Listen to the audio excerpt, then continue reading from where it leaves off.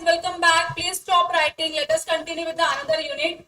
That is unit number 2, which talks about relations of partners. Partners के relations, partners के duties, roles and responsibilities. Everything is dealt in this unit. Okay, तो हमको ये सारी चीजें पढ़नी है.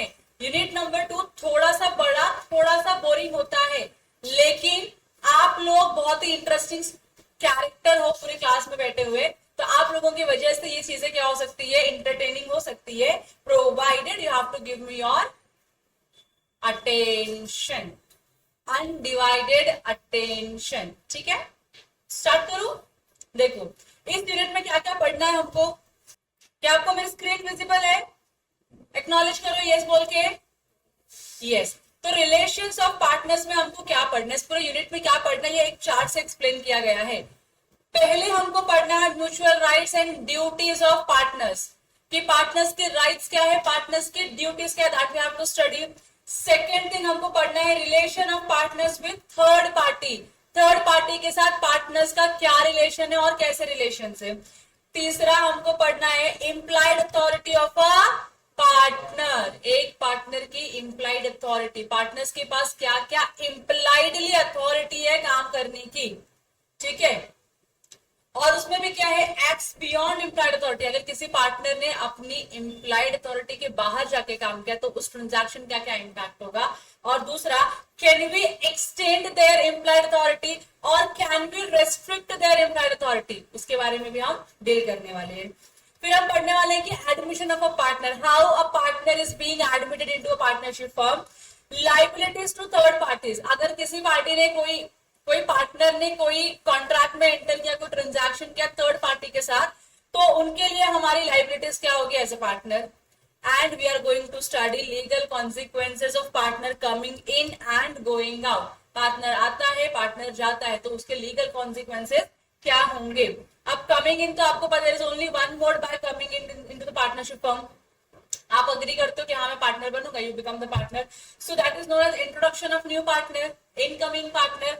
बट जब हम गोइंग आउट की बात करते हैं तो it includes retirement, it includes expulsion, कि आपने किसी को निकाला और फेंक दिया. इट इंक्लूड्स इंसॉल्वेंसी, अगर पार्टनर इंसॉल्वेंट हो गया तो is incapable of being a partner, तो उसको जाना ही पड़ेगा कंपल्सरीली. और लास्ट में डेथ हो गई तो तुमको तो हम जाके भी रिटर्न लेके नहीं आ सकते. You have to go, you should go and you must go after death. तो ये सारी चीजें हैं जो आपको इस यूनिट में पढ़नी है. तो यूनिट का ओवरव्यू थोड़ा सा बड़ा है. यूनिट के पेजेस में देख लो, 12 पेजेस आपको पढ़ने हैं, तो थोड़ा सा टाइम लगेगा हमको ये यूनिट खत्म करने के लिए. But I want to make sure कि आज के लेक्चर में ये यूनिट खत्म हो जाए, जिससे कल मैं आपका लेक्चर नहीं लूंगी, परसों भी नहीं लूंगी. I will be having my exam only, तो मुझे मेरे एग्जाम्स के लिए स्टडीज करनी है. I need certain amount of time from you people. तो यूनिट नंबर 2 अगर कंप्लीट होता है तो you will get a complete question answers for this unit, तो आप उसके लिए प्रिपरेशन कर सकते हो.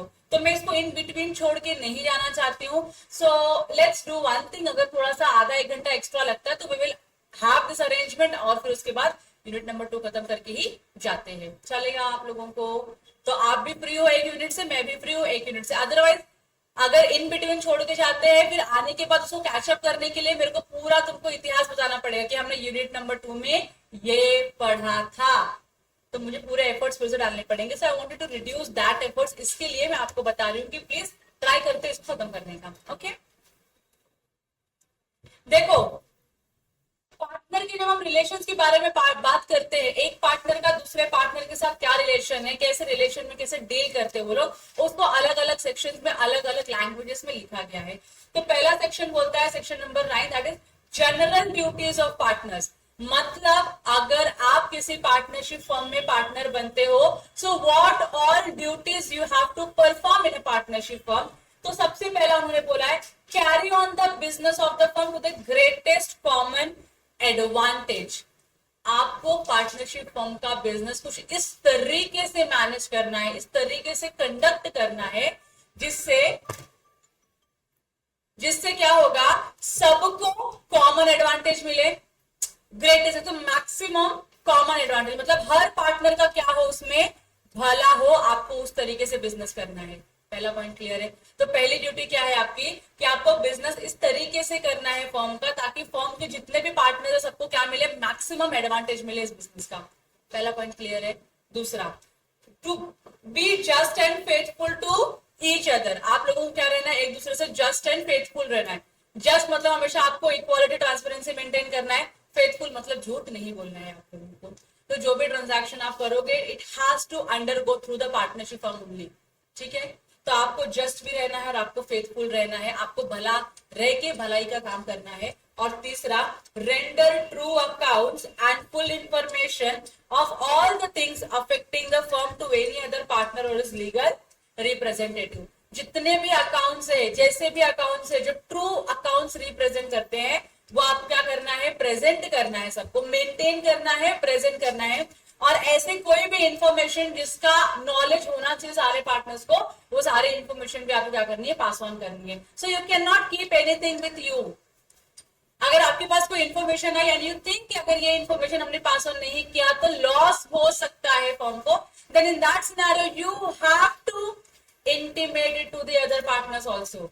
अगर बिजनेस पार्टनर है तो उसके लीगल रिप्रेजेंटेटिव, दैट इज उसका एलआर आ जाएगा, उसके एलआर को आपको इंटीमेट करना पड़ेगा। यहाँ तक क्लियर है। तो ये 3 ड्यूटी है, सेक्शन नंबर 9 बोलता है कि हर एक पार्टनर को फॉलो करनी पड़ेगी। पहला, बिजनेस आप कैरी ऑन करोगे for the greatest advantage of all the partners और greatest common advantage of the firm, ठीक है।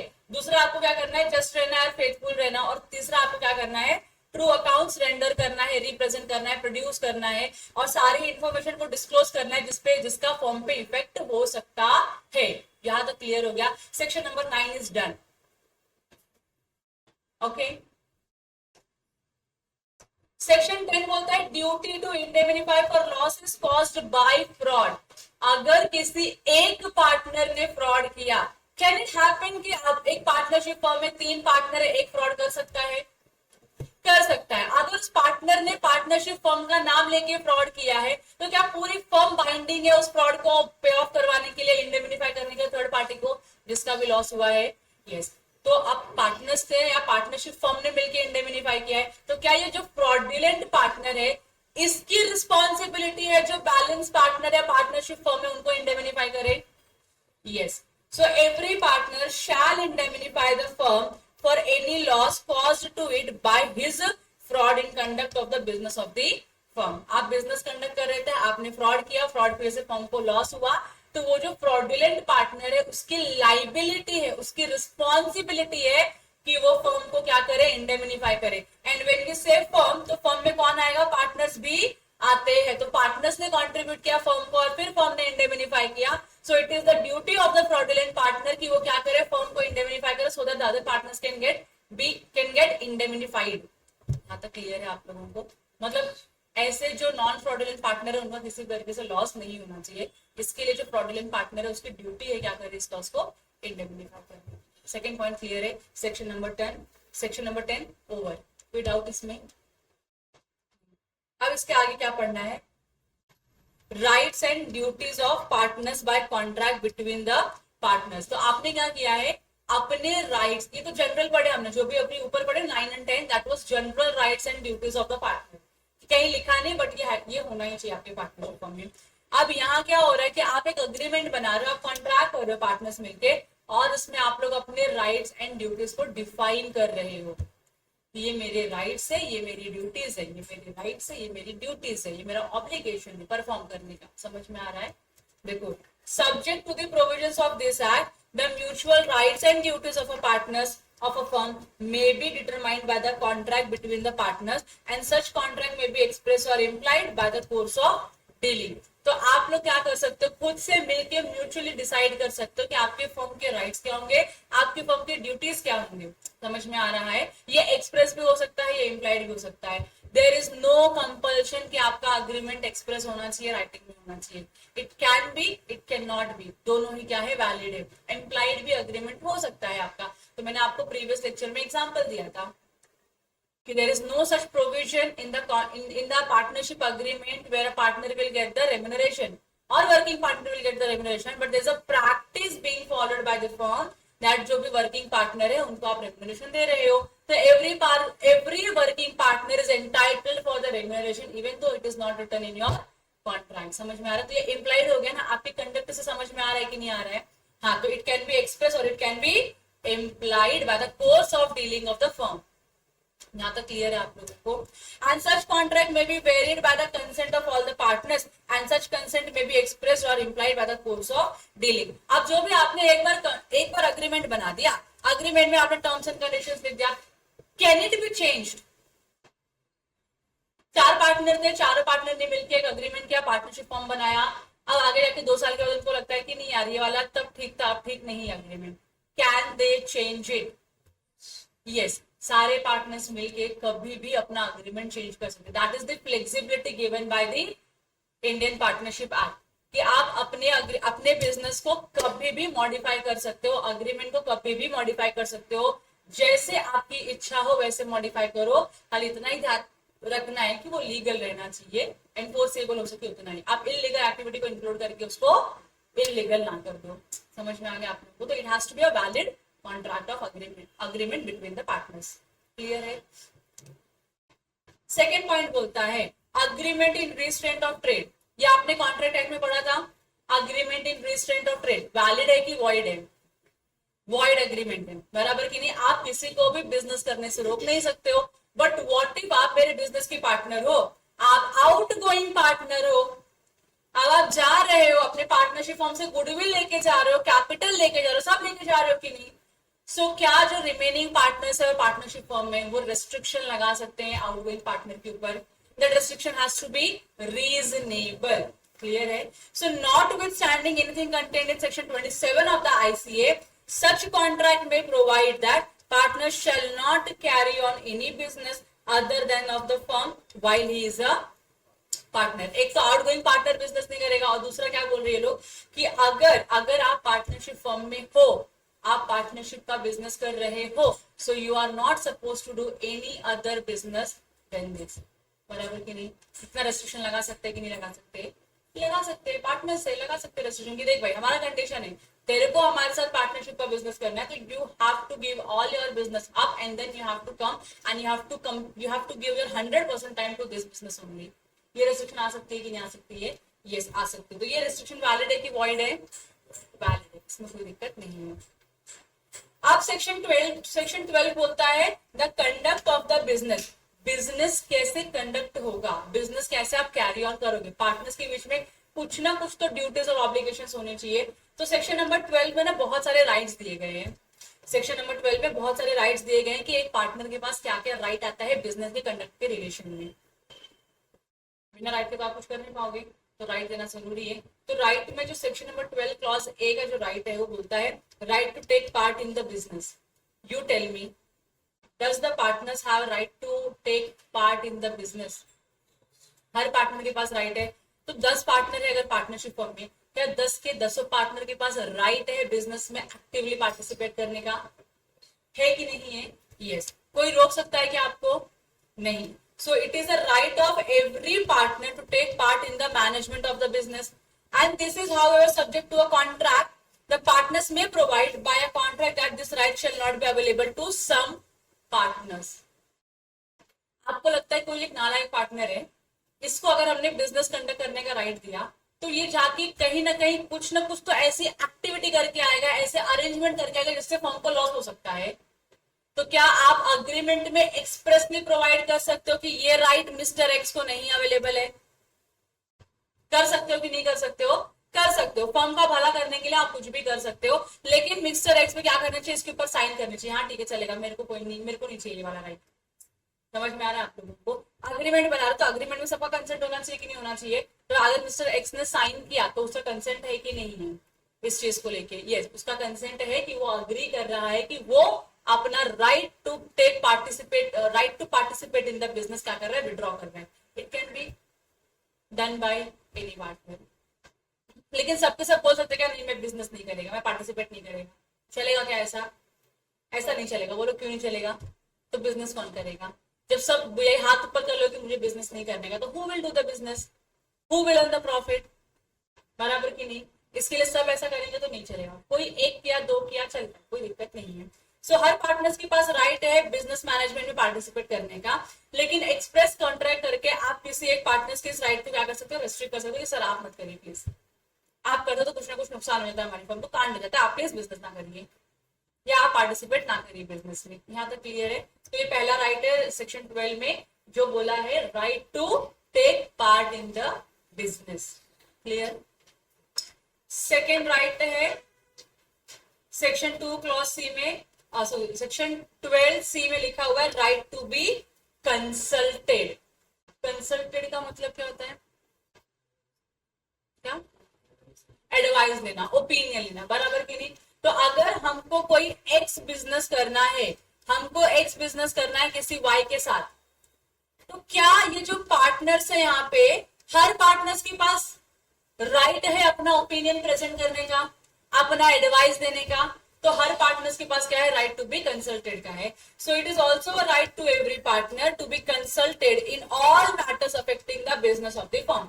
तो ऐसा मैटर जो बिजनेस को, हमारे फर्म के बिजनेस को अफेक्ट कर सकता है, उस मैटर पे मैं चाहती हूँ कि सारे के सारे पार्टनर्स अपना अपना ओपिनियन प्रेजेंट करें। कभी एक आधा पॉइंट कोई छूट जाता है तो कोई दूसरा जो पार्टनर है अपना ओपिनियन प्रेजेंट करे तो बताता कि ये पॉइंट पे ध्यान रखो भाई, नहीं तो प्रॉब्लम हो सकता है, बराबर की नहीं? तो कंसल्टेशन का राइट सबके पास अवेलेबल होता है। Moreover every partner also has a right to express his opinion before any decision is taken by the other partners. Clear? यहाँ तक क्लियर है? तो आपके पास कंसल्टेशन का राइट है। और उसके बाद जो थर्ड राइट है सेक्शन 12 डी में लिखा हुआ है, right to have access to books. Books का मतलब है यहाँ पे books of accounts, documents, records, जो भी आप मेंटेन करते हो पार्टनरशिप फॉर्म के नाम पे, क्या सारे पार्टनर्स को राइट है इन चीजों को एक्सेस करने का? जब चाहे तब मांग सकते हैं कि नहीं मांग सकते हैं? Yes. So every partner has a right to examine all the records. हर पार्टनर के पास राइट है ये चेक करने की, तो दिखा पार्टनरशिप फर्म का बिजनेस कैसे चल रहा है। All the records, books of accounts of the firm. More we can also have a copy of the such accounts। मतलब अगर आपको लगता है कि नहीं यहाँ पे मुझे को समझने के लिए टाइम लगेगा, या तो वो बुक दे दे as it is, but that is not possible, not feasible, क्योंकि बिजनेस होगा तो वहां रिकॉर्ड कहाँ करेगा? तो क्या बोलेगा, इसकी कॉपी दे मेरे को, जेरॉक्स मार के दे दे, फोटो कॉपी बना के दे दो, मैं घर पे बैठ के उसको आराम से एनालाइज करूंगा, अंडरस्टैंड करूंगा क्या एग्जैक्टली चल रहा है बिजनेस में। पॉसिबल है कि नहीं है? Yes, and the partners may agree by contract that this right shall not be available to some partners। तो आपने कॉन्ट्रारी में अगर अग्रीमेंट कर लिया तो कि नहीं भाई, अगर हमने बुक्स ऑफ अकाउंट्स किसको दिया, सी को दिया, तो सी जो है ना इंफॉर्मेशन सारी लीक कर देता है। जो बुक्स ऑफ अकाउंट्स है कॉन्फिडेंशियल इंफॉर्मेशन है कि नहीं, आपकी रिकॉर्ड्स आपकी कॉन्फिडेंशियल है कि नहीं है? तो अगर हमने सी ए पार्टनर को दिया ना इंफॉर्मेशन, तो सी क्या करेगा, उसके पेट में बात पचती नहीं है, वो जाके उगल देता है सबके सामने और डिंडोरा लेके पीटेगा, अरे पता है हमारे बिजनेस में ऐसा हो रहा है, वो कर देगा ऐसा। तो इस सिचुएशन में क्या पार्टनर्स एक्सक्लूसिवली एक्सक्लूड कर सकते हैं कि भाई मिस्टर सी को बुक्स ऑफ अकाउंट्स की कॉपी नहीं मिलेगी? हो सकता है कि नहीं हो सकता? चेक करनी है, आइए यहाँ बैठिए, चेक करिए और जाइए, कॉपी आप मत लेके जाइए, आप बांट दोगे किसी न किसी को, तो कॉन्फिडेंशियल इंफॉर्मेशन लीक हो जाएगी, फॉर्म के ऊपर रिस्क आ जाएगा। इसके लिए हम नहीं चाहते कि आप उसकी कॉपी लेके जाओ। पॉसिबल है कि नहीं है? ये आप कर सकते हो। सिंपल सिंपल राइट्स है। नेक्स्ट है सेक्शन नंबर 12 ई में, right of legal as representative और ड्यूली ऑथोराइज्ड एजेंट्स। अब जो लीगल एड्स कब आएंगे आपके? लीगल एड्स डेथ के बाद, लीगल रिप्रेजेंटेटिव डेथ के बाद, ऑथोराइज एजेंट अगर आप इंसॉल्वेंट हो गए तो आपने किसी को, मतलब आप तो नहीं लेकिन कोर्ट ने किसी को ऑथोराइज किया ऑफिशियल असाइनिंग के नाम पे, या आपने किसी पर्सन को अपॉइंट किया कि ठीक है भाई तू जा मेरे बिहाफ में ये काम करके आ। तो इनके राइट्स क्या है? क्या इनको पूरे पार्टनर वाले राइट्स मिल सकते हैं क्या, एलआर को और लीगल रिप्रेजेंटेटिव को? पूरे पार्टनर के राइट मिल सकते हैं क्या? कि एक पार्टनर के पास जो राइट है सब राइट इनको मिलेगा क्या? नहीं, इनके राइट पे रेस्ट्रिक्शन होगा कि नहीं होगा, कि भाई इतने का ही एक्सेस मिलेगा, इसके ऊपर का एक्सेस आपको नहीं मिलेगा। बोल सकते कि नहीं बोल सकते? yes. In the event of death of a partner, his legal heirs or legal representative or duly authorized agent shall have a right to access to and inspect to and take a copy of any books of accounts of the firm। आपके पास इतना ही right है, check कर सकते हो, inspect कर सकते हो, copies लेके जा सकते हो, दैट्स ऑल, नथिंग एल्स। समझा आप लोगों को? यहाँ तो क्लियर है। तो ये थे कुछ राइट्स, 4 राइट्स दिए हैं कहाँ पे, सेक्शन नंबर 12 में, बट बिजनेस कंडक्ट करने का। तो पहला क्या राइट था अपना, right to take part in the business, कि एक पार्टनर, हर पार्टनर के पास राइट है बिजनेस में एक्टिवली पार्टिसिपेट करने का। दूसरा राइट कौन सा था, राइट टू बी कंसल्टेड, कि आपको कंसल्टेशन आप दे सकते हो, आप किसी की एडवाइस ले सकते हो, ओपिनियन ले सकते हो, आप अपना एडवाइस ओपिनियन प्रेजेंट कर सकते हो। तीसरा राइट क्या था, बुक्स ऑफ अकाउंट्स चेक कर सकते हो, एक्सेस कर सकते हो, उसकी कॉपी भी लेके जा सकते हो। By express agreement you can exclude any of the partners to exercise such rights. और लास्ट में क्या बोला है, बुक्स ऑफ अकाउंट्स एक्सेस करने का राइट अपने लीगल रिप्रेजेंटेटिव या लीगल एयर्स को मिलता है। यहां तक क्लियर है? इसके आगे कोई डाउट है आप लोगों को? नहीं। Section number 12 done. अब सेक्शन नंबर 13 में बोला है म्यूचुअल राइट्स एंड लाइबिलिटीज। अब पार्टनर्स की तो हमने क्या पढ़ी, पार्टनर्स का राइट पढ़ा ऊपर हम लोगों ने, कि ये पार्टनर्स को राइट्स मिल सकते हैं, इसमें से आप कुछ राइट एक्सक्लूड कर सकते हो किसी पर्टिकुलर पार्टनर्स के लिए। अब यहाँ पे म्यूचुअली आपके पास क्या राइट्स है, मतलब सब पार्टनर्स के पास ये राइट है, और उनकी म्यूचुअल लाइबिलिटीज क्या है, म्यूचुअल मतलब जो आपने साझेदारी करके डिसाइड करी हुई है। तो पहला है सेक्शन नंबर 13A में राइट टू रेम्यूनरेशन। क्या अगर कोई वर्किंग पार्टनर है किसी फर्म का, कौन है, वर्किंग पार्टनर है, क्या इसके पास राइट है रेम्यूनरेशन रिसीव करने का? यस, लेकिन कब होगा, जब आपके अग्रीमेंट में लिखा होगा। अग्रीमेंट में नहीं लिखा, लेकिन जब से तुम्हारा बिजनेस चालू हुआ है तब से आपको रेम्यूनरेशन मिल रहा है, सैलरी मिल रही है हर महीने की, अब है ना। तो कल को वर्किंग पार्टनर और भी कोई ऐड हो जाता है कि नहीं मेरे को भी वर्किंग पार्टनर बनना है, मेरे को एक्स्ट्रा काम करने का है, तो क्या उसको पैसे मिलने चाहिए, रेम्यूनरेशन सैलरी मिलनी चाहिए कि नहीं? Yes. So no partner is entitled to receive any remuneration. पहले क्या बोलता है, एक्सक्लूजन, कि किसी पार्टनर को राइट नहीं है किसी भी तरीके का रेम्यूनरेशन रिसीव करने का, in addition to his share in the profits of the firm for taking part in the business of the firm. उन्होंने सिंपली बोला कि सारे पार्टनर को क्या मिलेगा, मैक्सिमम प्रॉफिट शेयरिंग रेशियो मिलेगा। कोई भी पार्टनर ये नहीं बोल सकता कि मुझको क्या चाहिए, एडिशनल रेम्यूनरेशन चाहिए apart from your share in the profits of the partnership business. बराबर। But this rule can always be very, इस रूल को आप हमेशा चेंज कर सकते हो बाय एन एक्सप्रेस अग्रीमेंट। जब मैं एक्सप्रेस बोलती हूँ तो बताओ उसमें राइटिंग ही आना चाहिए खाली? नहीं, इट कैन बी रिटन और इट कैन बी ओरल, तो कोई भी चलेगा कि नहीं चलेगा। अगर आपने एक्सप्रेस एग्रीमेंट कर लिया तो ये क्या हो जाएगा, राइट को आप चेंज कर देते हो। और बाय कोर्स ऑफ डीलिंग मतलब आपने कस्टम बना लिया, आपने प्रैक्टिस बना लिया, आपकी प्रैक्टिस ऐसे चल रही है, in which event the partner will be entitled to remuneration, where it is customary to pay remuneration to a partner for conducting the business of the firm, he can claim it even in the absence of contract for the payment of the same, though there is no such contract made for the payment of remuneration to the working partner, but there is a customary or custom being followed by the partnership firm that whosoever is actively participating in the business is entitled to the remuneration, then definitely you can also claim the remuneration from the partnership firm. बहुत ज्यादा English हो गया, reduce करती हूँ, फिर से बताती हूँ। तो पहला तो आपको उन्होंने क्या बोला कि आप रेम्यूनरेशन नहीं ले सकते हो, मैक्सिमम क्या मिलेगा आपको, प्रॉफिट शेयरिंग रेशियो का प्रॉफिट मिलेगा, बराबर कि नहीं। दूसरा वो बोलते हैं ऐसा आप अगर हम ऐसा स्ट्रिक्ट कर देंगे तो मतलब नहीं है, तो यू कैन टेक रेम्यूनरेशन, लेकिन क्या होना चाहिए, एक्सप्रेस में अग्रीमेंट होना चाहिए। आप लोग बता के बात करके डिस्कस करो कि हाँ हम क्या देंगे, रेम्यूनरेशन देंगे, तो आपने एक्सप्रेस में अग्रीमेंट कर लिया कि हम रेम्यूनरेशन देंगे वर्किंग पार्टनर को, तो you can pay the remuneration. या तो फिर आपका आपका क्या है, कस्टम है, आपका कस्टम है, आपका आपका क्या बोल सकते हैं इसको, प्रैक्टिस है, आपका प्रैक्टिस है कि जो भी एक्टिवली बिजनेस में पार्टिसिपेट करता है उसको आप रेम्यूनरेशन देते हो। शुरुआत से आपका ऐसे चल रहा है कि जो एक्टिवली बिजनेस में पार्टिसिपेट करेगा आप उसको पैसे दोगे, तो आपकी रिस्पॉन्सिबिलिटी है इनको पैसे देने का, even though there is no such agreement to make the payment. अगर एग्रीमेंट नहीं है फिर भी कोई दिक्कत नहीं है, क्योंकि आपके पास आपकी प्रैक्टिस है ऐसा करने का, रेम्यूनरेशन पे करने का, so you can pay the remuneration. समझा आप लोगों को? तो वर्किंग पार्टनर के पास राइट है क्या लेने का, रेम्यूनरेशन रिसीव करने का। यहाँ तक क्लियर है आप लोगों को? यहाँ तक क्लियर है, पहला राइट क्लियर है, राइट टू रेम्यूनरेशन। अच्छा लग रहा है पढ़ने में? थोड़ा थोड़ा लगना ही चाहिए। सेकेंड है सेक्शन 13B में राइट टू शेयर प्रॉफिट। क्या हर एक पार्टनर को प्रॉफिट शेयर करने का राइट है? अगर हमारा पीएसआर डिसाइडेड है तो क्या मुझको राइट है पीएसआर में से मेरा शेयर लेने का, मेरे शेयर का profit? Yes. Partners are entitled to share equally in the profits earn and so contribute equally to the losses sustained by the firm. आपके पास राइट है। अगर इक्वली क्यों बोल रहे हैं यहाँ पे? If there is no agreement contrary to this.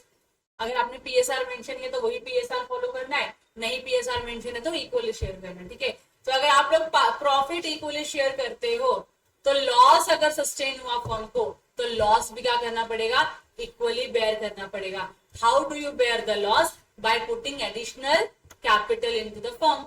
बराबर कि नहीं? तो अगर मेरे शेयर में, मैं एक से हूं और मेरे शेयर में लॉस आया और लॉस का वैल्यू है 10,000 रुपीज, तो मुझे क्या करना पड़ेगा? 10,000 रुपीज देना पड़ेगा फर्म को।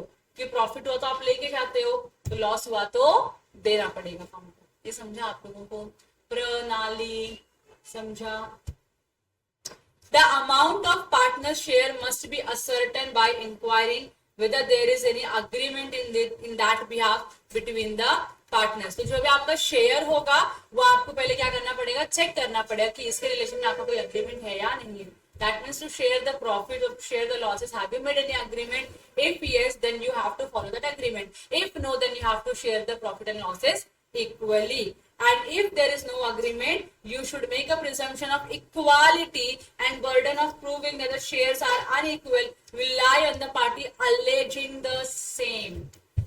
चार पार्टनर है, चार पार्टनर है, चार पार्टनर का नाम है एबी, नहीं ABCD, sorry ABCD, A B C D. ये क्या है? चार पार्टनर है पार्टनरशिप फॉर्म के। चार पार्टनर है, ए अलग इंडिविजुअल है, बी अलग है, सी अलग है, डी अलग है, लेकिन मेरे को ए बी सी बोलने के लिए अच्छा लगता है तो मैंने क्या नाम रखा है? A B C D. ये क्या है? चार पार्टनर है अपने फॉर्म के। यहाँ तक क्लियर है? अब इसमें से ये जो बी सी और डी है ये दोनों मिलकर क्या बोल रहे हैं कि हमारे फर्म में हमने ऐसा कुछ डिसाइड नहीं किया है कि हम प्रॉफिट इक्वली शेयर करेंगे या लॉस इक्वली बेयर करेंगे। There is no such agreement, ऐसा डिस्कस नहीं हुआ है। और ए बोलता है नहीं, ऐसा डिस्कस हुआ है कि हम लोग क्या करेंगे? इक्वली शेयर करेंगे। प्रॉफिट होगा तो प्रॉफिट, लॉस होगा तो लॉस। कॉन्ट्रारी इंटेंशन अपीयर हो रहा है ना? ए कुछ और बोल रहा है, बीसीडी कुछ और बोल रहे हैं। तो इस सिनेरियो में जब ए बोलता है कि नहीं इक्वली शेयर करने की बात चली है तो ए हैज टू प्रूव कि कैसे इक्वली शेयर करने की बात हुई थी। ये बर्डन किसके ऊपर आएगा? ए के ऊपर आएगा। ये वन सिनेरियो हो गया। इसका वाइसे वर्सा भी तो हो सकता है। ये बोलेगा नहीं हम लोगों ने नॉट इक्वली की बात की थी, अब तुम इक्वली क्यों बोल रहे हो? तो तुम ये बोल रहे कि नॉट इक्वल शेयर करने की बात की थी, we have decided the PSR, तो he has to prove how we had decided the PSR. तो जो पार्टी अलेज करती है कि जो आप कर रहे हो वो सही नहीं है, जिस रेशियो में आप डिस्ट्रीब्यूट कर रहे हो प्रॉफिट वो सही नहीं है, उस पार्टी को ये प्रूव करना होगा कि मैं क्यों ऐसा बोल रहा हूं, and he has to give the evidences to the court. आगे बढ़े जिंदगी में, सिलेबस में आगे बढ़े। यस, अगला सेक्शन है section 13C, interest on capital. क्या आप लोगों ने जब पार्टनरशिप फर्म का सॉल्व किया है क्वेश्चन, उसमें इंटरेस्ट ऑन कैपिटल प्रोवाइड किया है? What is the rate of interest on capital?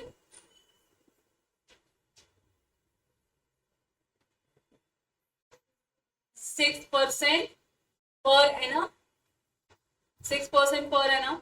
मतलब कहीं ना कहीं लिखा हुआ है, लेकिन मेरे को तो लगे 12% है, 6 नहीं है।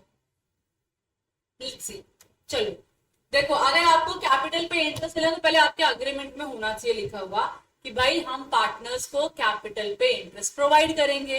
नहीं लिखा है तो आप इंटरेस्ट नहीं दे सकते हो, लिखा है तो यू हैव टू पे।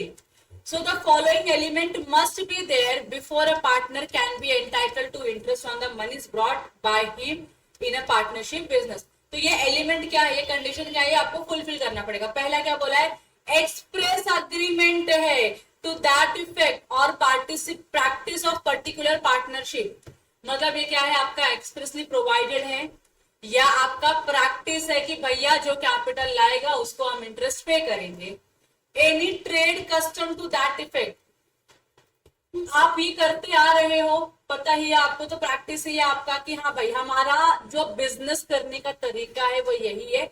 हम मान के चलते हैं कि अगर यही कैपिटल आप कहीं और इन्वेस्ट करते तो आपको इंटरेस्ट मिल जाता। आप हमारे फॉर्म में इन्वेस्ट करो तो आपको भी क्या मिलना चाहिए, इंटरेस्ट मिलना चाहिए। तो ये आपका कस्टम है। और statutory provision which entitles him to such interest, या लॉफुली लॉ उसको एंटाइटल करता है कि नहीं भैया इसको क्या मिलना चाहिए, कैपिटल के ऊपर इंटरेस्ट मिलना चाहिए।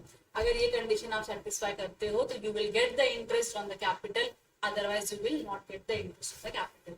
क्लियर है? बस। इंटरेस्ट ऑन एडवांसेस, एडवांसेस क्या होता है, लोन्स होता है ना। अगर पार्टनर ने लोन दिया है तो is he entitled to receive the interest on the loan. उसका कैपिटल कंट्रीब्यूशन का वैल्यू था 10,000 रुपया, कि उसको मिनिमम 10,000 कैपिटल कंट्रीब्यूट करना पड़ेगा। He contributed 25,000 rupees. How much amount he has contributed in excess of his capital? 15,000 extra provide किया। Is he entitled to take return नहीं, interest on the 15,000 rupees advance given by him to the firm? Yes. आप ये firm तो business में पैसा use कर ही रही है। अगर ये 15,000 आप बाहर से लेके आते तो आपको इंटरेस्ट पे करना पड़ता कि नहीं? आप घर वाले इंसान ने पैसा दिया, इसका मतलब आप इंटरेस्ट नहीं दोगे क्या? उसको देना पड़ेगा। तो यहाँ पे 15,000 के ऊपर रेट ऑफ इंटरेस्ट देना पड़ेगा पार्टनरशिप फर्म को, उस पार्टनर को जिसने क्या दिया है, एडवांस दिया है। So suppose a partner makes an advance to the firm in addition to the amount of capital to be contributed by him. In such a case, partner is entitled to claim interest thereon at 6% per annum. तो आपको interest on advances कितना मिलना है? at the rate 6% per annum. While interest on the capital ceases to run on dissolution, the interest on advances keeps running even after the dissolution and up to the date of payment. बताओ किसको ये line का मतलब समझ गया है, अर्थात क्या होता है इस लाइन का समझ गया है? Anybody who can tell me कि इस लाइन का अर्थात क्या है?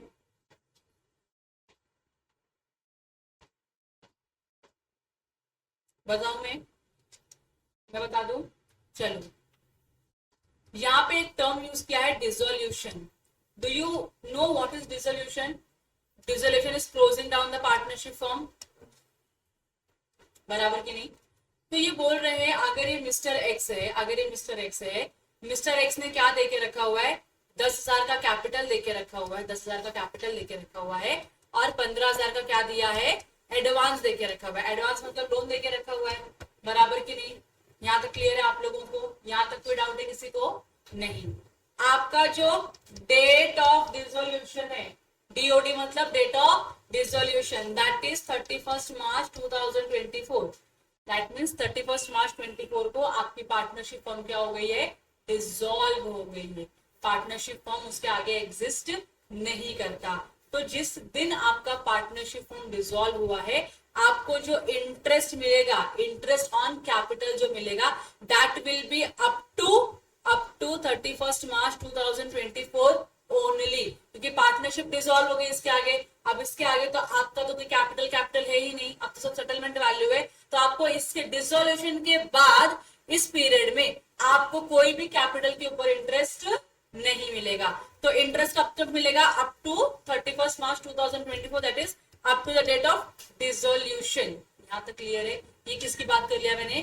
कैपिटल की बात किया। लेकिन मैंने एडवांस दिया है ना, मैंने लोन दिया है, तो लोन पे इंटरेस्ट कब तक मिलना चाहिए मुझको? जब तक लोन रीपेमेंट होगा तब तक, या आपकी फॉर्म बंद होगी तब? रीपेमेंट तक इंटरेस्ट देना पड़ेगा। तो यहाँ पे आपको पे करना पड़ेगा up to the date of repayment of loan और एडवांसेस। तो जब तक आप लोग लोन या एडवांसेस को रीपे नहीं कर देते हो, तब तक आपको इंटरेस्ट पे करना होगा ऑन दी एडवांसेस। कैपिटल पे ऐसा है क्या? नहीं। कैपिटल में मैक्सिमम इंटरेस्ट कब तक का मिलेगा? डेट ऑफ डिसोल्यूशन तक का। और आपके एडवांसेस पे इंटरेस्ट कब तक का मिलेगा? डेट ऑफ रीपेमेंट तक क्लियर हो गया, बस यही आखिरी लाइन में लिखा हुआ है। चलो हो गया लिख के, आगे बढ़ू। अगला राइट, राइट टू बी इंडेमिनिफाइड। आप मुझे बताओ राइट टू बी इंडेमिनिफाइड का मतलब क्या होता है? कौन किसको इंडेमिनिफाई करेगा ये बताओ मुझको। Who is indemnifier, who is indemnity holder? Partner क्या है?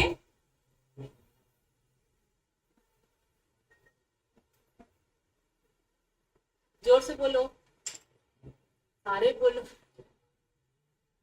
बोलो क्या है इसका मतलब? कौन इंडेमिनिफायर है, कौन इंडेमिनिफाइड है, मुझको ये बताओ खाली।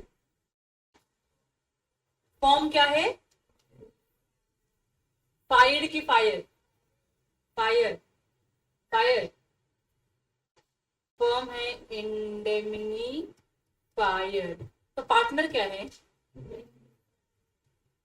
इंडेमिनिफाइड। क्यों बोल रहे हो आप लोग ऐसा? आप लोग यही बोले जो मैंने लिख दिया कि फर्म इंडेमिनिफायर है और पार्टनर क्या इंडेमिनिफाइड या इंडेमिनिटी होल्डर है। Why this so?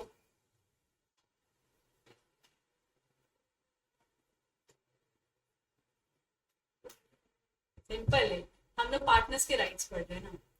अगर पार्टनर ने फर्म के बिजनेस के लिए कुछ खर्चा किया है या फर्म के बिहाफ पे कुछ खर्चा किया है, तो क्या पार्टनर के पास राइट होना चाहिए पैसा रिकवर करने का? तो हो गया ना बराबर है। तो पार्टनर क्या होगा? इंडेमिनिफाइड या इंडेमिनिटी होल्डर होगा, और फर्म क्या करेगी? इंडेमिनिफाई करेगी पार्टनर को। तो फर्म क्या हो जाएगी? इंडेमिनिफायर हो जाएगी। बोलते सही हो लेकिन बड़ा लो कॉन्फिडेंस में बोलते हो तुम लोग, मेरे को यही नहीं अच्छा लगता है। देखो यहाँ क्या लिखा है, every partner has the right to be indemnified by the firm in respect of payments made and liabilities incurred by him in the ordinary and proper conduct of the business of the firm. मतलब business को conduct करने के लिए, business की activity को carry on करने के लिए पार्टनर ने अगर बिजनेस के लिए कुछ पैसा पे किया है, तो बिजनेस की रिस्पॉन्सिबिलिटी है पार्टनर को इंडेमिनिफाई करके दे, बराबर कि नहीं? तो कोई पार्टनरशिप फर्म में आया, बोलता है कि अरे मैंने तुम्हारे को गुड सप्लाई किया था, तुमने पैसे दिए नहीं, तो आपने गला खोला, देखा अरे गले में पैसा नहीं है, आपने देखा इसका बैलेंस कितना पेंडिंग है, आपने चेक किया सिस्टम में, तो यू सॉ कि 20,000 रुपीज का बैलेंस पे करना बाकी है। तो पार्टनर ने अपने जेब से 20,000 रुपए निकाला और उसको दे दिया। बिजनेस का एक्सपेंस था, पार्टनर ने खुद से रिपे किया, बराबर कि नहीं? तो पार्टनर के पास राइट है ये 20,000 रुपया फर्म से लेने का। तो जब फर्म की गल्ला में आएगा तो 20,000 रुपया लेगा, ये अपने जेब में डालेगा और चला जाएगा। समझ रहे हैं आप लोगों को? ये इंडेमिनिफाइड। as well as the performance of an act in the emergency of protecting the firm from any losses if the payments liability and act as such as a prudent man would make incur or perform in his own case under the similar circumstances। मतलब वही हो गया अपना emergency वाली situation आ गई। Emergency में आप partner को फोन करके पूछोगे क्या, अरे मेरे पास ना अथॉरिटी नहीं है गुड्स को यहाँ से वहां भेजने की, लेकिन भूकंप आने की संभावना लग रही है और भूकंप आ रहा है, सब लोग अपना सामान लेके भाग रहे हैं, मैं भी करूँ क्या ऐसा कुछ? पूछोगे क्या आप? ऐसा नहीं पूछोगे। आपको पता है अगर ये मेरा सामान होता, मेरे गुड्स होते, तो मैं क्या करता? तुरंत निकालता, टेम्पो बुलाता, उसमें लोड करता और भेज देता कहीं सेफ जगह पे, बराबर की नहीं? तो इसमें खर्चा होगा कि नहीं खर्चा होगा? अगर पार्टनर ने भी सेम यही किया इमरजेंसी की सिचुएशन में, तो क्या इसमें जिसने जितने भी खर्चे किए सब रिकवर कर सकता है क्या पार्टनरशिप फर्म से? फर्म से रिकवर कर सकता है क्या? Answer is yes. यहाँ तक क्लियर है आप लोगों को? अगला राइट है राइट टू इंडेमिनिफाई द फर्म। अब राइट टू इंडेमिनिफाई द फर्म की जब हम बात करते हैं तो पार्टनर कौन है इसमें? फायर की फाइड? आगे पार्टनर इंडेमिनिफायर है, और फर्म क्या है यहाँ पे? इंडेमिनिफाइड और इंडेमिनिटी होल्डर है। मतलब पार्टनर ने कोई कांड किया और फर्म को नुकसान हुआ, तो क्या पार्टनर लाइबल है फर्म को कॉम्पेंसेट करने के लिए, इंडेमिनिफाई करने के लिए? Answer is yes. So a partner must indemnify the firm for any loss caused to it by willful neglect in the conduct of the business। मतलब तुमने निगलेक्ट दिखाया, तुमने केयरलेसनेस दिखाया और उसकी वजह से फर्म को लॉस हो गया, तो पार्टनर को इंडेमिनिफाई करना पड़ेगा अपने फर्म को। समझा? इसका एग्जांपल दे दूं, एक पार्टनर है एक्स जाता है, एक्स कौन है, एक पार्टनर है, एक्स जाता है बाहर वाई के पास, वाई कौन है, एक थर्ड पार्टी है, वाई एक थर्ड पार्टी है, और इसको एडवांस देके आता है एक्स, इसको क्या देके आता है एक्स, एडवांस देके आता है, बोलता है कि मुझको क्या कर देना, इसके बदले में तो मुझको गुड्स सप्लाई कर देना, और ये गुड्स कौन सा है, जो गुड्स मैं मेरे फर्म पे डील करते हैं ये वही वाली गुड्स है। तो वाई ने इससे पैसे तो ले लिए, लेकिन वाई का जो पोर्टफोलियो है, वाई का जो पोर्टफोलियो है, वाई का पोर्टफोलियो कुछ इस तरीके का है जहां पे अगर वो पैसा ले लेता है तो वो काम नहीं करता, पैसे लेके 9-2-11 हो जाता है अगले 3 महीने तक के लिए। ठीक है, अब इसका पोर्टफोलियो ये है कि इसने पैसे लिया, 9-2-11 हो गया अगले 3 महीने के लिए, जिसकी वजह से फर्म को ये गुड्स मिला नहीं, फर्म को गुड्स मिला नहीं तो फर्म ने आगे गुड्स सप्लाई नहीं किया, सप्लाई नहीं करने की वजह से फर्म को क्या हो चुका है, लॉस हो चुका है। जब एक्स को पता है कि ये इंसान ऐसे तो पैसे नहीं देने चाहिए थे, किसी और के साथ डील करना चाहिए था, तो इसने निगलेक्ट दिखाया थर्ड पार्टी के साथ डील करने में, और इसके निगलेक्ट की वजह से फर्म को लॉस हो गया, तो फर्म क्या करेगी, इससे वो लॉस रिकवर करके लेगी। तो इसकी रिस्पॉन्सिबिलिटी है फर्म को क्या करने की, इंडेमनीफाई करने की। यहां तक क्लियर है? यहाँ पे राइट्स ऑफ द पार्टनर्स खत्म हो जाते हैं, mutual rights of the partner, जो हर एक पार्टनर का क्या है, राइट है।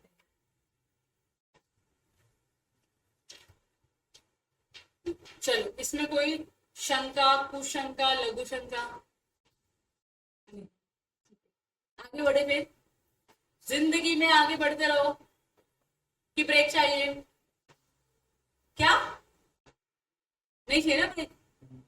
अभी जितना लंबा ब्रेक लेकर आए हो तुम लोग, 10 बजे, पौने 10 बजे ब्रेक दिया था, तुम पौने 11 बजे के बाद आए हो, मतलब समवेयर अराउंड 11 बजे आप लोग आए हो क्लासरूम में, अब 11:30 बजे भी नहीं हो, तो ब्रेक चाहिए तब तक।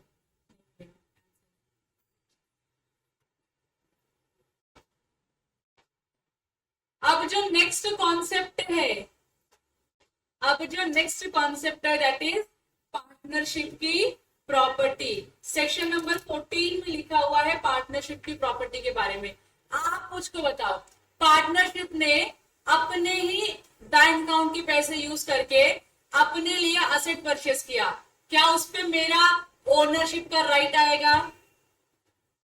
क्या मैं बोल सकती हूँ प्रॉपर्टी मेरी है? बोलना चाहिए क्या मुझको? किसकी प्रॉपर्टी है? फर्म की प्रॉपर्टी है। ये मेरा फोन था, ये मेरा फोन था, हमने और पार्टनरशिप फॉर्म में एक एम्प्लॉय रखा था जिसके पास फोन नहीं था बात करने के लिए ऑफिस के बिहाफ पे, तो मैंने मेरा फोन क्या क्या डोनेट किया, मैंने बोला कि ठीक है एक काम करो, ये फोन आप रखो फर्म के बिजनेस को कैरी ऑन करने के लिए। तो ये जो फोन है किसकी प्रॉपर्टी है, पार्टनर की या फर्म की? पार्टनर की या फर्म की? पार्टनर की ना। अरे मेरे पास ओनरशिप है, मेरे बैलेंस शीट में मैं इसका मेरे पीएनएल में मैं इसका डेप्रिसिएशन कैलकुलेट करती हूँ, क्लेम करती हूँ, और मेरे बैलेंस शीट में ये असेट दिख रहा है, तो किसका हो गया ये? पार्टनर का है। मैंने खाली फर्म को यूज करने के लिए दिया है क्योंकि मेरा ही बिजनेस है, तो मैं दे सकती हूँ ना, मैं अच्छी पार्टनर हूँ, तो मैंने यूज करने के लिए दे दिया मेरे फर्म को, मेरा फोन बराबर की नहीं। तो ये मेरी प्रॉपर्टी की ओनरशिप मेरे पास रहेगी, फर्म की प्रॉपर्टी की ओनरशिप फर्म के पास रहेगी। इतना समझ रहे हैं आप लोगों को?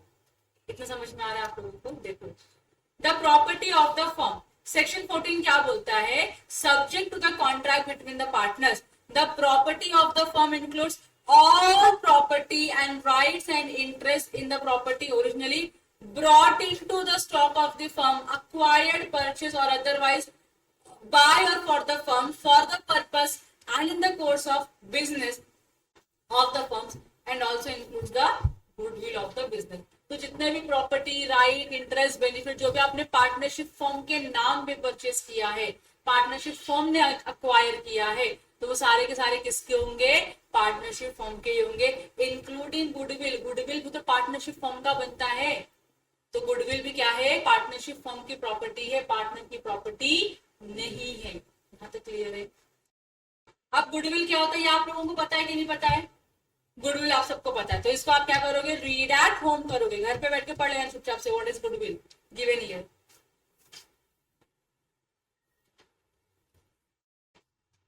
लेकिन जब कोई पार्टनर जाता है तो क्या वो अपने हिस्से का गुडविल लेके जाता है? क्योंकि अगर वो पार्टनर नहीं होता तो गुडविल बनती नहीं, पार्टनर ने भी तो अपना कंट्रीब्यूशन दिया है गुडविल को बड़ा करने में, तो पार्टनर जाने के टाइम पे अपना गुडविल लेके जाएगा, और अगर कोई नया पार्टनर आता है तो दैट नया partner has to bring the goodwill. तो गुडविल उसने बनाया नहीं है तो क्या करेगा, हमारा गुडविल यूज करेगा, इसके लिए उसको पैसे देने होते हैं फॉर्म को, बराबर की नहीं। इसके जब भी इनकमिंग पार्टनर आता है वो कैपिटल प्लस गुडविल दोनों लेके आते हैं, क्योंकि फॉर्म का ऑलरेडी क्या है, अपना एक रेपुटेशन क्रिएट हो चुका है। यहाँ तक क्लियर है, बाकी गुडविल आप घर घर पे पढ़ोगे। सेक्शन 15 क्या बोलता है, देखो, application of the property of the firm, firm की प्रॉपर्टी को यूज कौन करना चाहिए, यहाँ पे एप्लीकेशन का मतलब है use. Who should use the property of the firm, partners use करने चाहिए, सेल्फ बेनिफिट के या फर्म के बेनिफिट के लिए, फर्म के बेनिफिट के लिए। तो इट कैन बी पार्टनर और it can B third party also, जो फर्म के बिजनेस को कैरी ऑन करने के लिए फर्म की प्रॉपर्टी और फर्म की एसेट को यूज कर रही है। चलेगा कि नहीं चलेगा, चलेगा। Subject to the contract between the partners, the property of the firm shall be held and used by the partners exclusively for the purpose of this business. तो एक प्रॉपर्टी आप लोग क्या करोगे, जो भी गुड्स है वो आपके पास ही, आपकी कस्टडी में ही रहते हैं, क्योंकि आप ही निगरानी करो सब चीज की, लेकिन वो यूज किस लिए होने चाहिए, एक्सक्लूसिवली बिजनेस के लिए यूज होने चाहिए। समझा आप लोग। तो एक एग्जांपल देते हैं, कार है, ठीक है, ये कार दिख गई आपको। अब ये कार जो है ना, हम लोगों ने पार्टनरशिप फर्म के नाम पे परचेस किया है। दैट मीन्स पार्टनरशिप फर्म का जब बैलेंस शीट बनता है तो असेट्स में यहाँ पे क्या दिखता है, उनके कार दिखता है।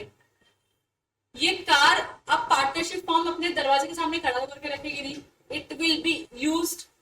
कौन यूज करेगा इसको, पार्टनर्स यूज करेंगे इस प्रॉपर्टी को। अब बताओ, ये प्रॉपर्टी जो है ये पार्टनर्स ने खुद के यूज के लिए यूज करना चाहिए या पार्टनरशिप बिजनेस के लिए यूज करना चाहिए, पार्टनरशिप बिजनेस के लिए, बराबर के लिए। आप मीटिंग करने जाते हो, क्लाइंट आता है मिलने के लिए, क्लाइंट को पिक एंड ड्रॉप देना, मीटिंग करना, आप ये कार लेके जाते हो। ऐसा भी तो हो सकता है ना कि इसे पार्टनर की बीवी ने बोला कि अरे भाई वो गाड़ी लेके जाना, आज गाड़ी लेके आना, अपने को उधर शादी में जाने का है, अपने पास गाड़ी नहीं है, तुम्हारे फर्म की गाड़ी है, फर्म की गाड़ी लेके आ जाओ, आज रात को हम वहां पे जाएंगे, शादी वगैरह करके फिर शाम को आ जाएंगे, या अगले दिन आ जाएंगे तो गाड़ी रिटर्न कर देंगे। तो क्या आप लोगों ने एक्सक्लूसिवली बिजनेस के लिए गाड़ी को यूज किया? ऐसा होता होगा कि नहीं होता होगा? कि आप ऐसे कुछ बहुत सारे व्हीकल्स होते हैं, ऐसे बहुत सारे गुड्स होते हैं, प्रॉपर्टी होती है जो पार्टनर अपने पर्सनल यूज के लिए भी यूज करता है और बिजनेस के लिए भी यूज करता है। अलाउड है क्या पर्सनल यूज? पर्सनल यूज तो अलाउड नहीं है। क्यों नहीं अलाउड है? उसका रीजन यही कि इस गुड्स का डिप्रिसिएशन आप कहाँ क्लेम करने वाले हो, या इस प्रॉपर्टी का डिप्रिसिएशन आप कहाँ क्लेम करने वाले हो, कहाँ पे? पार्टनरशिप फॉर्म के बिजनेस में, बराबर की नहीं। डिप्रिसिएशन अगर बिजनेस वाला होगा तो उतना अलाउड मिलेगा। जो आपका नॉन बिजनेस, आपने पर्सनल लेवल पे जो गाड़ी यूज की, पेट्रोल का खर्चा लगाया, उसमें डिप्रिसिएशन जो भी प्रोपोर्शनेट आएगा वो आपको अलाउड नहीं होगा। बाकी सारी चीजें क्या हो जाएगी, अलाउड हो जाएगी। समझा आप लोगों को? यहाँ तक क्लियर है? ये सेक्शन नंबर 15 था, जो होता है यहाँ पे समाप्त। अगला सेक्शन है section number 16, personal profits earn by the partner. ऐसा हो सकता है कि पार्टनर्स पर्सनल प्रॉफिट अर्न कर लें, हो सकता है कि नहीं? से फॉर एग्जांपल, मैंने किसी को, मैं पार्टनर हूँ, मैंने किसी सामने एक मेरे क्लाइंट को बहुत ही अच्छी सर्विस दी, उनका काम मैंने बहुत सही से किया, and he was so happy that he paid me extra amount. तो उन्होंने मुझे 10,000 क्या दे दिया, एक्स्ट्रा दे। बोला आपने काम बहुत अच्छा किया, over and above the invoice value he has paid me extra 10,000 rupees. Am I liable to return into the form? Am I liable to return into the form? Liability है कि नहीं मेरी? यस, मेरी लाइबिलिटी, मुझे form को देना पड़ेगा।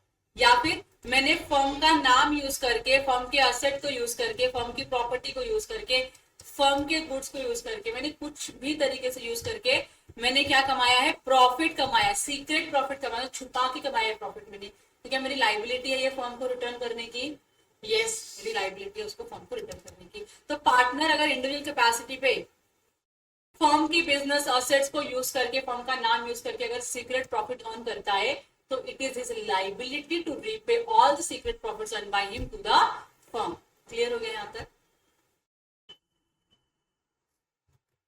सो it is the duty, sorry, this duty is based on the principle of good faith, मतलब अच्छा कंडक्ट के ऊपर बेस्ड है ये, which requires that a partner shall not make personal profit at the expenses of the firm. Firm के खर्चे पे आप पर्सनल प्रॉफिट अर्न ना करो.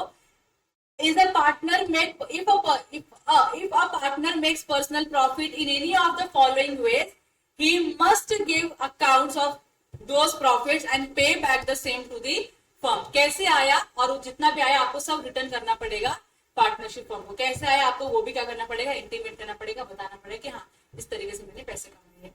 तो पहला इन्होंने क्या बोला है, personal profits from any transactions of the firm. Firm की किसी ट्रांजैक्शन से अगर आपको पर्सनल प्रॉफिट हुआ है तो आपको क्या करना पड़ेगा, वो रिटर्न करना पड़ेगा. एग्जांपल देती हूँ. ये एक पार्टनर है जिसका नाम है मिस्टर एक्स. मिस्टर एक्स का ना सोल प्रोप्राइटरी बिजनेस है. सोल प्रोप्राइटरी बिजनेस में शुगर बेचता है. क्या बेचता है ये, शुगर बेचता है. And he is a partner in X Y Z firm. जो पार्टनरशिप का बिजनेस है, जो पार्टनर्स का बिजनेस है, that is to sell mango juice. ठीक है, पार्टनरशिप फर्म का बिजनेस क्या है, मैंगो जूस बेचने का. इसका सोल प्रोप्राइटर का बिजनेस क्या है, शक्कर बेचने का. सिंपल है, ट्रांजैक्शन क्लियर हो रहा है आप लोगों को. तो अब इनको मैंगो जूस बनाने के लिए मैंगो की रिक्वायरमेंट है. मैंगो मिल गया. अब मैंगो जूस क्या सिर्फ मैंगो का बनता है, उसमें एडेड कंटेंट भी होता है. एडेड कंटेंट होता है, इंग्रेडिएंट्स होते हैं. तो उसमें का one of the content is sugar. क्योंकि अगर आपने खट्टा मैंगो जूस बना तो कोई पीने वाला है क्या आपका मैंगो जूस, नहीं. तो every time they add sugar into it, तब जाके वो प्रॉपर टेस्ट वाला प्रॉपर जूस जो है वो आउटकम में आता है. तो शुगर ऐड करते हैं. तो अब ये पार्टनरशिप फर्म को ना शुगर की रिक्वायरमेंट है. तो पार्टनरशिप फर्म ने एक्स को क्या बोला, तेरा शुगर का बिजनेस है, so you have the good knowledge of the sugar.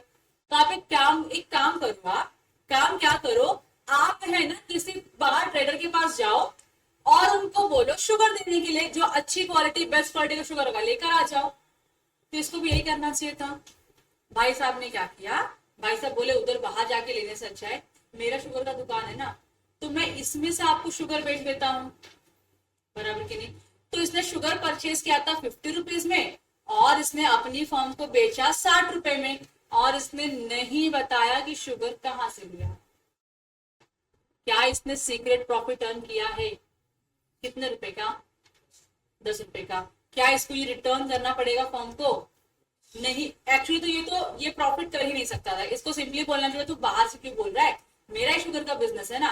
तो जिस कॉस्ट पे मैंने परचेज किया था उसी कॉस्ट पे मैं फर्म को बेच देता हूं, क्योंकि यहाँ पे मैं प्रॉफिट नहीं अर्न कर सकता, because I am the partner of the firm. तो मैं ट्रांजैक्शन करके मैं प्रॉफिट नहीं अर्न कर सकता. तो आपने 50 में खरीदा था तो 50 में ही आप इनको दे देते, या आपको 50 रुपया देते, that was good enough transaction. लेकिन भाई साहब हमारे जो एक्स थे, एक्स बोले नहीं मेरे को तो प्रॉफिट कमाना है, इस ट्रांजैक्शन से भी प्रॉफिट कमाना है. he earned a profit of ₹10 per kg sugar. तो इस सिचुएशन में now he is liable to make 10 rupees का profit, he is liable to pay back the 10 rupees का profit to the partnership firm. यहां तक clear है आप लोगों को, पहला. दूसरा, personal profits from the use of the property of the firm. आपने फर्म का प्रॉपर्टी यूज किया, फर्म के कोई भी असेट्स यूज किए और उससे आपने पर्सनली कुछ प्रॉफिट अर्न किया, you have to return it to the firm. अगर आपने फर्म का बिजनेस कनेक्शन में कोई क्या किया है, प्रॉफिट अर्न किया, that also you have to return it to the firm. और अगर आपने फर्म का नाम यूज करके कोई प्रॉफिट कमाया है तो भी आपको फर्म को रिटर्न करना ही पड़ेगा. तो आप कोई भी सीक्रेट प्रॉफिट नहीं अर्न कर सकते. तो क्लियर हो गया. यहाँ पे लिखा है इंडेमिनिफाई का मतलब क्या होता है, कॉम्पेंसेट करना होता है. आई बिलीव अभी आपको मुझे फिर से बताने की जरूरत नहीं कि इंडेमिनिफाई क्या होता है, पूरा यूनिट पढ़ा है आपने इंडेमिनिफाई का. यहाँ तक क्लियर है. तो हम लोगों ने 3 पेज समाप्त किया हुआ है. तो ऑफ द यूनिट नंबर 2 जो हमने बेसिक्स पढ़े, राइट्स एंड ड्यूटीज क्या है, जनरल राइट जनरल ड्यूटीज क्या है, फिर हमने special rights and duties given under section 12 and section 13 पढ़ा हम लोगों ने. तो सेक्शन 14 में हमने क्या पढ़ा, सेक्शन 14 में हमने पढ़ा प्रॉपर्टी जो है फॉर्म की होती है वो कैसे यूज करनी होती है। सेक्शन 15 में हमने पढ़ा, नहीं सेक्शन 14 में हमने पढ़ा कि फॉर्म की प्रॉपर्टी क्या होती है, 15 में हमने पढ़ा कि उसका एप्लीकेशन कैसे करना होता है, और 16 में हमने ये पढ़ा कि अगर पार्टनर्स ने कोई सीक्रेट प्रॉफिट अर्न किया है पार्टनरशिप फॉर्म से तो उसको कैसे रिपे करना है, और उसको रिपे करना है, ये तो कंपल्सरी है। यहाँ तक क्लियर है। तो सेक्शन नंबर 13 तक 16 तक हमारा क्या हो चुका है, कॉन्सेप्ट क्लियर हो चुका है। कोई डाउट है इसमें आप लोगों को? नहीं है बिल्कुल भी डाउट, ठीक है।